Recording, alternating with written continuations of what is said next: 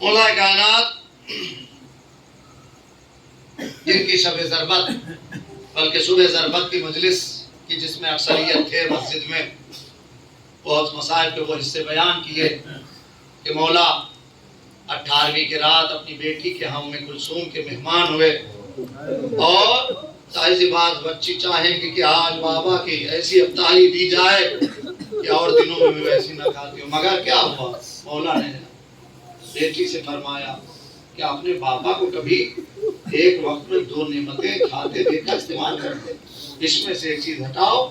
بیٹی نے نمک ہٹانا چاہا کہ آج بابا شیر پی لے، دودھ لے لے، لیکن مولا نے اس دودھ کو رکھوا دیا اور اس کے بعد روزہ افطار کر کے عبادت میں مصروف ہو گئے، مصلی عبادت، نماز پڑھتے ہیں، یہاں تک کہ رات کی تاریکی پڑتی ہے۔ مولا کائنات کبھی مصلی عبادت سے صحن میں آتے ہیں، آسمان کی طرف دیکھتے ہیں، سچ فرمایا ہے میرے آقا، اور اس کے بعد یہ کچھ جملے کہہ کے پھر واپس آتے ہیں۔ چہرے کی عجیب کیفیت ہے۔ ام کلثوم اپنے بابا کی یہ حالت دیکھ کے سوال کرتی ہیں، بابا یہ آپ کیا کہہ رہے ہیں؟ یہ کیسے آپ کو پا رہی ہوں؟ یہ آج آپ پہ عجیب کیفیت طاری ہے۔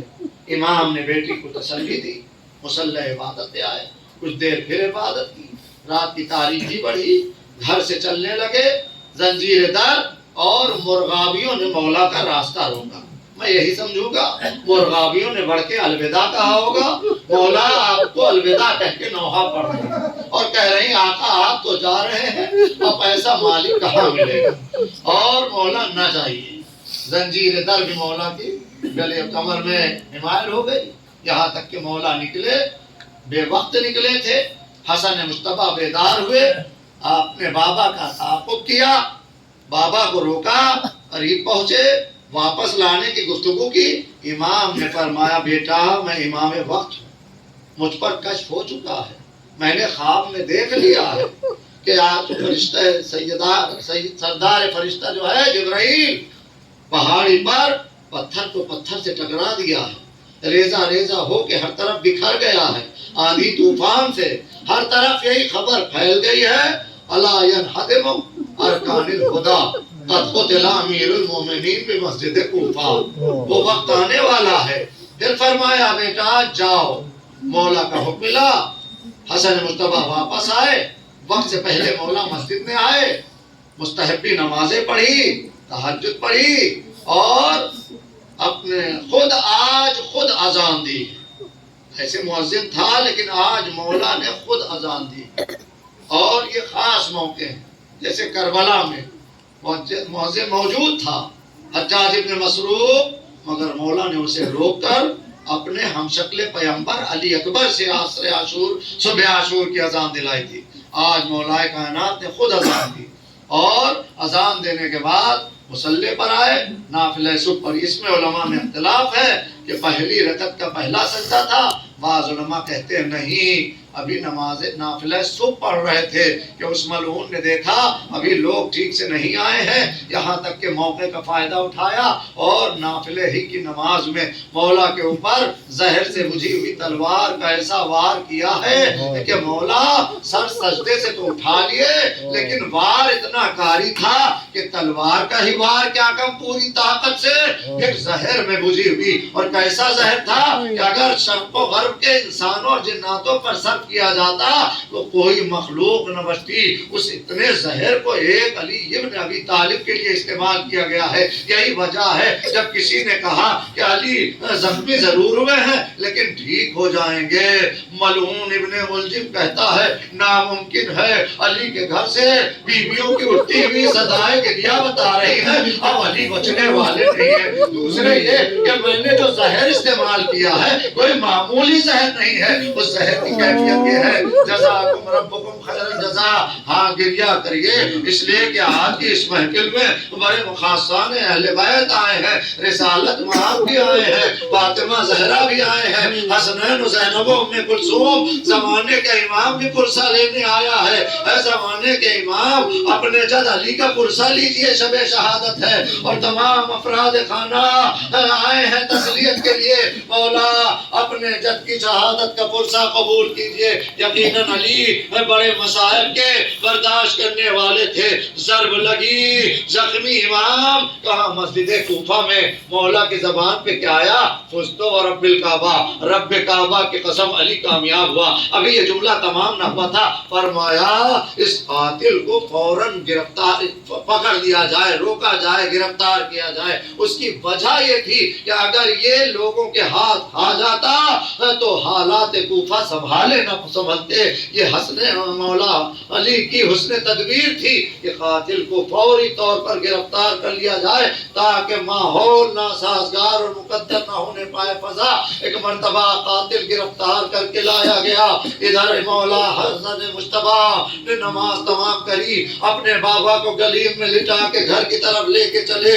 نمازی ساتھ ساتھ ہیں. جب بیت الشرف قریب آیا تو ایک مرتبہ مولا نے کیا، بیٹا حسن ان اصحاب سے جانے کو کہو اور مجھے اتارو. میں اب پیدل چلنا چاہتا ہوں، اپنے پیروں پر کھڑا ہو کر کرنا چاہتا ہوں. کیوں بابا ایسا کیوں ہے؟ آپ نہیں چل پائیں گے، آپ کے بدن کا اکثر خون بہ چکا ہے، کمزوری ہے، نقاہت ہے، ذوف ہے. کہا نہیں بیٹا، نہیں سمجھ سکو گے. میری زینب و ام کلثوم نے ابھی کچھ ہی دیر پہلے تو اپنے بابا کو اپنے پیروں پہ چلتے آیا دیکھا تھا. اب جب بابا کو اس حال میں جاتا گھر میں دیکھیں گے تو زینب برداشت نہ کر پائے گی، ام کلثوم پچھاڑے کھانے لگے گی. آزاداروں، مولا کائنات پہنچے. قاتل گرفتار کر کے لایا گیا، یہاں تک کہ مولا کے پاس آیا. مولا نے پیاس کا اظہار کیا. پیاس زہر ستاتی ہے، زہر پیاس کی تپش بڑھاتی ہے. ایک مرتبہ پیاس کا اظہار کیا. وہی شیر رجب نہیں لایا ہو جو مولا نے رکوا دیا تھا. شیر آیا، کاسے شیر آیا. مولا نے جیسے ہی پینا چاہا، قاتل نے پیاس کا اظہار کیا. میں بھی پیاسا ہوں یا ابوالحسن. مولا نے خود اپنی پیاس کو روک لیا، قاتل کی طرف جام پیش کر دیا.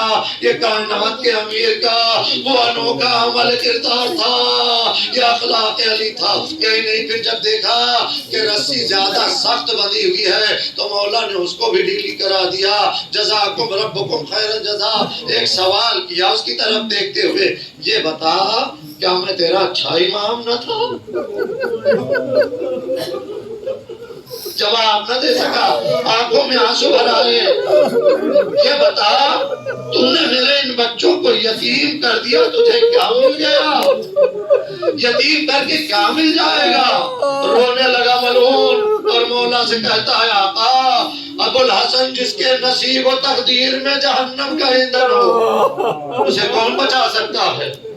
مولا کائنات نے اپنے بیٹا حضرت مصطفیٰ سے بہت باتیں کی. بیٹا دیکھو، اگر میں بچ گیا تو میں خود اس سے بدلہ لوں گا، اور اگر بچ نہ سکا تو ایک ہی ضرب لگانا. اللہ اکبر. یہ علی ابن ابی طالب کا عدل و انصاف ہے. یہی وجہ ہے کہ لکھنے والوں نے، غیروں نے لکھا ہے، علی اپنے عدالت کی وجہ سے مارے گئے ہیں، علی اپنے عدل و انصاف کی وجہ سے شہید کر دیے گئے ہیں. 25 ممالک کے افراد حکمرانوں پر بحث کر کے یہ نتیجہ دیتے ہیں کہ سب سے بہترین حاکم علی ابن ابی طالب تھے، کہ 5 سال کی بھی حکومت کا موقع نہ ملا مگر نہ کوئی بھوکا، نہ کوئی ننگا، نہ کوئی بے گھر ایسا تھا کہ جسے شکوہ شکایت کرتے دیکھا گیا ہو. اور علی ابن ابی طالب نے اس بات کا اعتراف و اقرار بھی لیا تھا.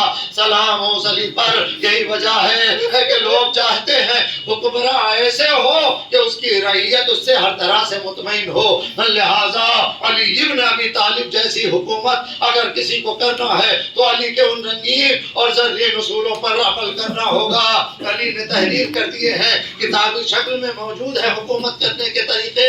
یہی وجہ ہے لکھا ہے کہ اگر کسی ملک میں، کسی علاقے میں کوئی مجرم پکڑا جائے بھوک کے سبب تو اسے نہ مارا جائے بلکہ اس حکومت کے کارندوں کو، حاکم کو سزا ملنا چاہیے. کیا وجہ ہے کہ اس کی حکومت میں رہتے ہوئے اس کی رعیت بھوکتے اور جرم کرتی ہے اور چوری کر کے اپنا پیٹ بھرتی ہے. جزاکم ربکم خیر الجزا.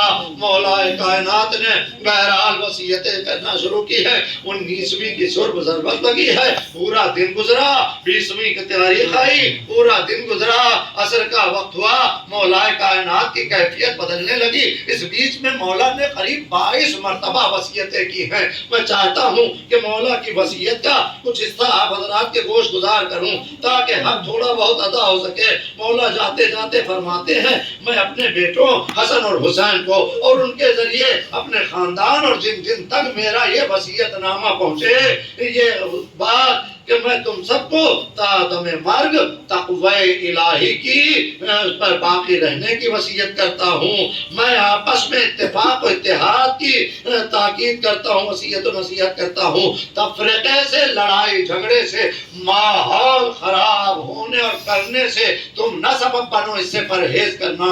یہ وہ وصیت ہے، نصیحت ہی نہیں وصیت ہے۔ وصیت پر عمل کرنا واجب ہوتا ہے۔ ہم سب کے آقا بھی ہیں، باپ بھی ہیں، علی اور رسول، لہذا ہم سب اولاد کی منزل میں ہیں۔ اولاد پر واجب ہے اپنے باپ کی وصیت پر عمل کرے۔ چھوٹی چھوٹی باتوں کا ایسا ماحول کر دینا کہ اختلافات بڑھ جائیں، لڑائی جھگڑا ہونے لگے، لوگ حصے میں بڑھ جائیں، جیسا کہ امت کا حال ہے۔ اللہ تعالیٰ امت پر خصوصی رحم فرما کے ان سب کو متحد کر دے تاکہ دشمن اپنے مقصد میں کامیاب نہ ہونے پائے۔ مولا وصیت کر کے جا رہے ہیں، اتفاق و اتحاد سے رہنا، تفرقہ نہ پھیلانا، رشتہ داروں اور دوستوں کے ساتھ صلہ رحمی کرنا، میرے بعد یتیموں کا خیال رکھنا، بھوکا اور لاوارث مت چھوڑ دینا، قرآن سے جڑے رہنا، اللہ اللہ بالقرآن۔ جو قرآن کے وقت میں مسجد چھوڑ کے باہر ٹہلتے ہیں بچے اور جوان، اللہ اللہ بالقرآن۔ ضرب کاری ہے، علی تڑپ رہے ہیں، لیکن وصیت میں اللہ اللہ بالقرآن، قرآن سے جڑے رہنا۔ ایسا نہ ہو تم قرآن سے غافل ہو جاؤ اور غیر تم پر سبقت کر لے جائیں قرآن پر عمل پہ۔ پھر فرماتے اللہ اللہ ببیت اللہ، اللہ کے گھر مسجد کو خالی مت چھوڑنا، ورنہ اللہ تم پر ظالموں کو مسلط کر دے گا اور پھر تم عذاب سے نہ بچ پاؤ گے۔ اللہ اکبر۔ نماز کو ترک نہ کرنا، یہ تمہارے دین کا پایا اور ستون ہے۔ کعبہ اللہ کا گھر ہے، اس کا احترام کرنا، حج کبھی نہ روکنا اور حج ادا کرنا، امر بالمعروف و نہی عن المنکر، نیک بننا، نیکی پھیلانا، برائی سے بچنا اور برائی سے سماج کو پاک کرنے میں تعاون کرنا۔ اور یاد رکھو رسول کی ذریت کا خیال رکھنا، ورنہ اللہ کا قہر نازل ہو جائے گا۔ اللہ کی رضا کے لیے کوشش کرتے رہنا اور لوگوں کی باتوں پر کان مت دھرنا، مت دینا، دوسروں کے غلام بن کر مت جینا بلکہ اللہ کے بندے بن کر جینا۔ تمہارے پاس اقتدار آ جائے تو لوگوں پر ظلم مت کرنا، اس لیے ورنہ تمہارے اوپر تباہی سے بچنے کا ٹھکانہ تمہیں نہ مل سکے گا۔ یہ ہے مولا کائنات کا وہ وصیت نامہ جو آپ حضرات کے مختصراً بہت سے وصایا کے کلمات ہیں مولا کے، صرف اتنا ہی بہت ہے۔ ان میں سے بھی اگر 5 پر عمل کر لی تو امام کی حالت کیا تھی؟ تحمدت واللہ ارکان الہدی وانتمست اعلام، خدا کی قسم ہدایت کے رکن و ستون ٹوٹ گئے، علم نبوت کے ستارے بجھ گئے ہیں، تاریک ہو گئے ہیں اور پرہیزگاری کی علامتوں کو مٹا دیا گیا ہے، عروۃ الوثقی کو کاٹ دیا گیا ہے۔ یہ علی کے سر پہ ضرب نہیں لگائی ہے، علی عروۃ الوثقی ہے، اللہ کی وہ رسی ہے جس کو کاٹا گیا ہے۔